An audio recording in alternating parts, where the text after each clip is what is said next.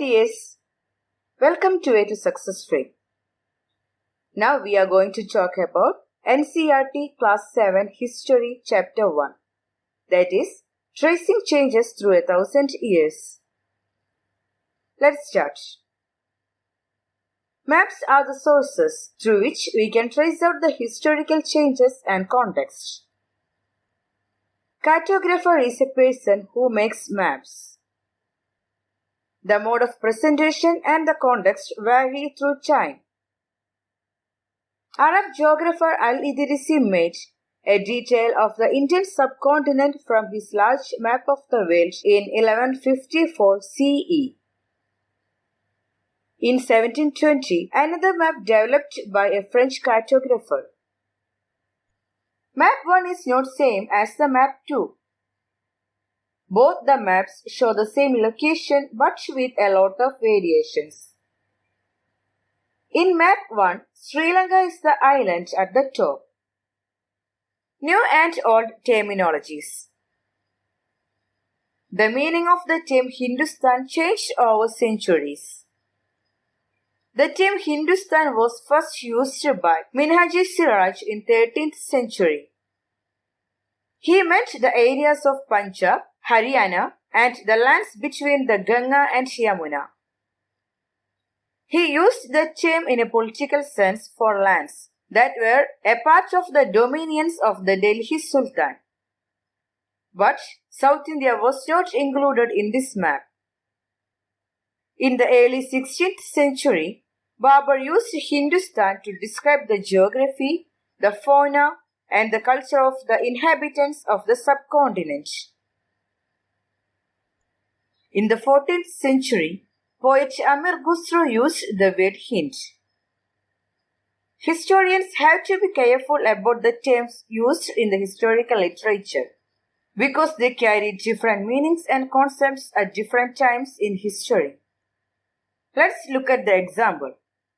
In the medieval period, a foreigner was any stranger who appeared different from the local society or culture. Today, a foreigner means a person who resides in another country and is only temporary visitor to our country. Historians and their sources. Historians use different types of sources to learn about the past, depending upon the period of their study and the nature of their investigation. The information about the medieval period is derived from two sources: archaeological sources and literary sources. Archaeological sources. Archaeological sources available to us include monuments, temples, coins, tombs, ornaments, and paintings. Literary sources. There was no printing press in those days, so scribes copied manuscripts by hand. Manuscripts provide a lot of information to historians. However, they are difficult to use as the manuscripts were handwritten. Manuscripts were collected by wealthy people, rulers, monasteries, and temples. They were placed in libraries and archives. In the medieval period, gradually paper became widely available and cheaper. People started using it to write holy texts, chronicles of rulers, letters and teachings of saints, petitions and judicial records, and for registers of accounts and taxes. New social and political groups. The people who came to India from outside brought new ideas, which resulted in better technologies like the Persian wheel in irrigation, the spinning wheel in weaving, and firearms in combat. New foods and beverages arrived in the subcontinent, including potatoes, corn, chilies, tea, and coffee. This period saw economic, political, social, and cultural changes. This was also a period of great mobility. A group of people came to the subcontinent attracted by its wealth. One group of people who became important in this period were the Rajputs. Other group of warriors were Marathas, Sikhs, Jats, Ahoms and Kayasthas. This period witnessed a gradual clearing of forests and the extension of agriculture. Challenges in their habitat forced many forest dwellers to migrate. Others started tilling the land and became peasants. Regional markets, priests, monasteries and temples influenced the peasants. They became part of large complex societies and were required to pay taxes. As a result, significant economic and social differences emerged amongst peasants.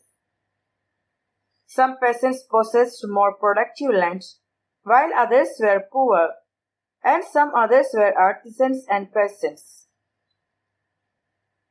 The result was the emergence of a socially and economically diverse society. People grouped into jatis or subcastes. The caste determined the rank of people on the basis of their backgrounds and their occupations. Jatis formed their own rules and regulations to manage the conduct of its members. These rules were enforced by an assembly of elders, also known as Jati Panchayats. Region and Empire. The subcontinent was divided into several regions, which were ruled by empires of different dynasties.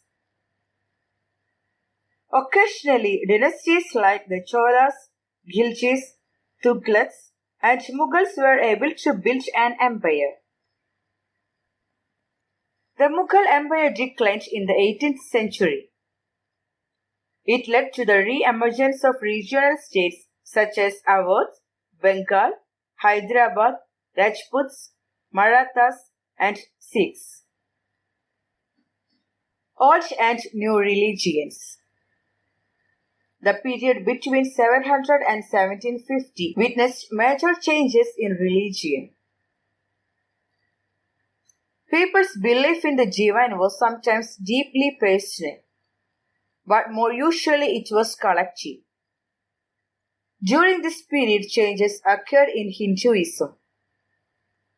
It included the worship of new deities, construction of temples by royalty, and the growing importance of Brahmins in the Hindu religion. Their knowledge of Sanskrit texts earned the Brahmins a lot of respect in society. This was also the period when new religions appeared in the subcontinent.